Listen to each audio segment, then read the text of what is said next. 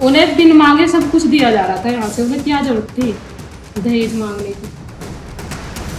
आपकी दोनों बहनों के साथ कैसे संबंध थे? बता नहीं सकते, बोल रहे थे।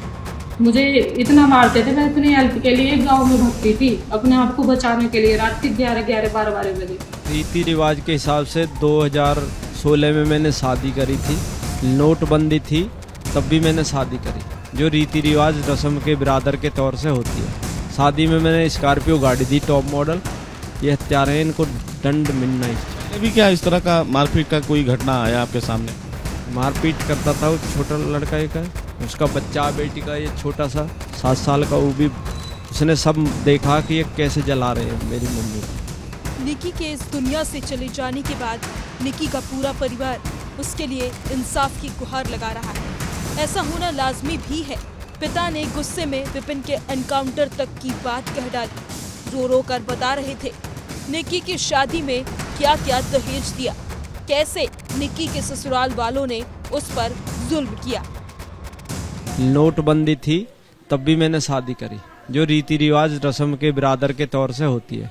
शादी में मैंने स्कॉर्पियो गाड़ी दी टॉप मॉडल, और जो कपड़े लत्ते होते हैं जो सामाजिक तौर से वो सारा दिया। ये हत्यारे हैं, इनको गोली लगनी चाहिए।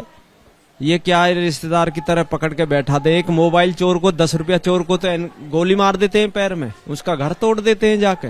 ये हत्यारे, इनको हत्या के बदले हत्या चाहिए मुझे। हिसाब से मैंने शादी की थी। ये हत्यारे, इनको दंड मिलना ही चाहिए। पहले भी क्या इस तरह का मारपीट का कोई घटना आया आपके सामने? मारपीट करता था वो छोटा लड़का एक है, उसका बच्चा बेटी का ये छोटा सा 7 साल का, वो भी उसने सब देखा कि ये कैसे जला रहे हैं मेरी मम्मी को। हत्यारे, हत्यारे को सजा मिलनी चाहिए। ससुराल में बिटिया की मौत के बाद एक पिता के छलकते आंसुओं वाला ये दर्द पूरे देश ने देखा और सुना भी।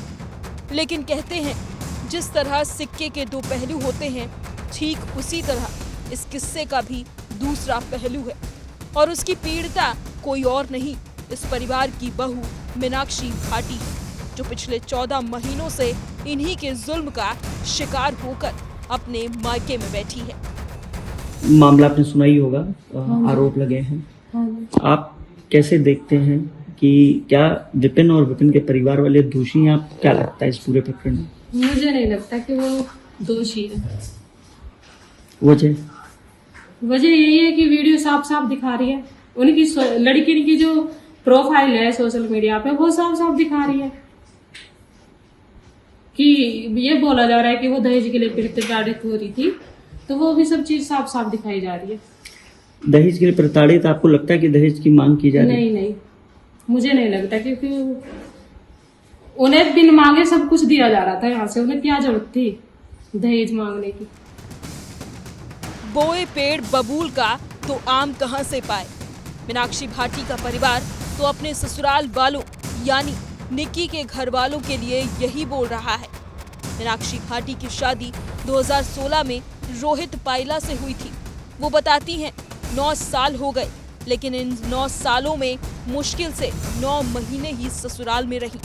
शुरुआत से ही दहेज को लेकर विवाद रहा, यहाँ तक कि पोते की चाहत में बहू की जान जोखिम में डालकर कई बार गर्भपात करवाने का भी इल्जाम है। तो रोहित पीटता था? हाँ जी, सब पीटते थे, सास ससुरे भी पीटते थे, मेरी छुट्टियां पकड़ पकड़ के खींचते थे, खचेड़ के लाते थे सीढ़ियों पे से। दोनों बहनें भी पीटती थी? हाँ जी। क्या फोन भी इस्तेमाल नहीं करने दिया था आपने बताया? हाँ जी, फोन भी नहीं इस्तेमाल। क्यों?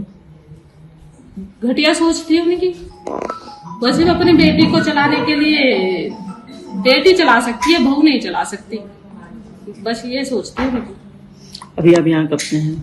मुझे 14 महीने हो गए। अब क्या सोचा है? बस यही सोचा है कि जैसे निक्की के पिताजी गुहार लगा रहे हैं न्याय की, ऐसे मुझे भी न्याय दिवा दो। आपने आरोप लगाया, आपको क्यों भेजा या क्यों नहीं रख रहे हैं? वजह दहेज का कारण। दहेज के लिए मुझे वहां पर बहुत पीटते मारते थे, मेरे साथ अत्याचार करते थे, मुझे इतना मारते थे। मैं अपनी हेल्प के लिए गांव में भगती थी अपने आप को बचाने के लिए, रात के 11-12 बजे। और पीटता कौन था? सासू ससुरे भी यार रोई थी, अच्छा। वे भी रहती थी लड़की को, कहते थे भाग जाओ यहाँ से, ये दहेज लेके आओ, मंगवाओ अपने भैया से, बाप नहीं रहा तो, मेरे पापा नहीं है। मीनाक्षी का आरोप है कि उनकी सास दोनों ननद तक उन्हें बाल पकड़कर घसीटती थी। मीनाक्षी कहती है कि फर्क सिर्फ इतना रहा कि निक्की की मौत हो गई और मैं जिंदा हूँ। बस मेरी सांसें बची रही, वरना हालात एक जैसे थे। बात करते करते मीनाक्षी की आंखें भर आईं। वह बताती हैं कि पापा ने कहा था ऐसे लोगों के साथ रिश्ता मत रखो, लेकिन मैं घर बचाने की उम्मीद में चुप रही। पापा नहीं रहे तो सब खत्म हो गया। जिस दिन वो गए उसी दिन मैं इस घर से बेघर हो गई। मीनाक्षी कहती हैं कि आज वही परिवार इंसाफ की गुहार लगा रहा है। मीनाक्षी पूछती हैं कि इंसाफ किसे मिलेगा। मुझे भी तो बाप ने शादी करके भेजा था, मुझे भी दहेज के लिए पीटा गया, खदेड़ा गया। मेरे बाप ने भी जिंदगी की कमाई लगाई थी, तो क्या मेरी चीखें किसी ने नहीं सुनी? अब जो अपनी बेटी के लिए इंसाफ मांग रहे हैं, क्या उन्होंने कभी बहू को इंसाफ दिया?